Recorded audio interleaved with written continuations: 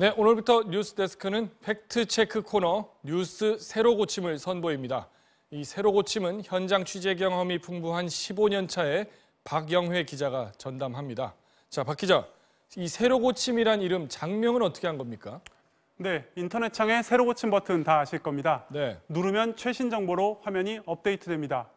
뉴스에도 이런 기능이 있으면 어떨까 생각해봤습니다. 그렇군요. 틀린 팩트는 고쳐주고 궁금한 건 자세하고 친절하게 설명하는 그런 업데이트된 뉴스를 이 코너를 통해 전해드리겠습니다. 네, 업데이트된 뉴스라고 했는데 오늘 첫날 최저임금과 일자리에 관해서 준비를 했습니다. 이 앞서서 경제부 기자들이 현장의 목소리를 전해드렸는데 일자리에 대한 예측이 엇갈리는 상황이죠. 정부는 임금을 올리면 소비가 늘 테고 그러면 기업도 생산을 늘려야 하니까 더 많이 고용할 거다 이런 논리죠. 하지만 기업들은 아니다. 당장 부담스러워서 고용을 줄일 수밖에 없다. 이렇게 주장을 하고 있고요. 너무 급격하게 올려서 부담이 된다는 겁니다. 자, 그렇다면 너무 급격하게 올린 건지 지금 16.4%를 올렸는데 예. 두 자릿수 인상이 처음 있는 일은 아니죠.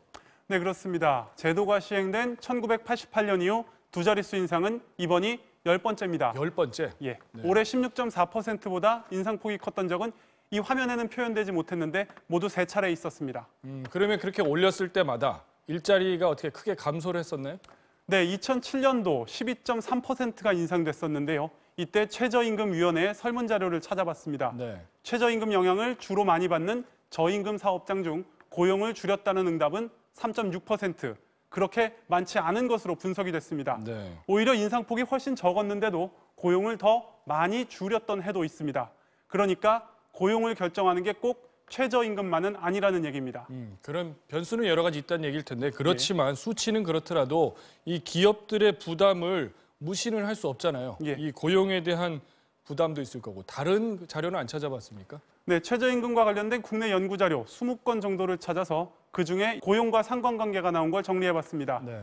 대체적으로 최저임금을 10% 올리면 1% 내외 고용이 줄어든다. 이런 정도로 요약이 됩니다. 줄어든다. 예. 네. 한 연구자에게 자문을 구해보니 학계에서도 이 정도 수치로 수렴된다고 본다. 이렇게 말했는데요. 자, 그렇다면 이 정도 수치가 영향이 큰 거라고 말할 수 있느냐가 문제가 됩니다. 네. 한 연구에서는 효과가 미약하다고 결론을 내렸습니다. 또 2년 연속 최저임금이 두 자릿수로 올랐던 2004-5년 고용에 유의미한 영향이 없었다. 이런 연구도 있었습니다. 네, 별 영향이 없다. 그런 연구 결과인데 예. 그렇다 해도 앞에서 봤지만 1% 고용 감소가 있다라는 얘기는 누군가의 일자리는 분명히 없어지는 거 아닙니까? 네, 맞습니다. 고용 전체가 흔들리는 건 아니지만 일부 부정적 영향이 취약계층에 집중된다는 게 문제입니다. 네. 2007년 아파트 경비원의 임금은 10%가량 올랐지만 고용이 4% 줄었습니다. 네. 10대 후반에서 20대 청년층, 그러니까 주로 아르바이트생들일 텐데 최저임금이 오르면 여성의 고용이 더 크게 줄어드는 걸로 예측이 됩니다. 네. 청년이나 노년, 여성, 임시직 이런 계층이 더 악영향을 받는다는 겁니다.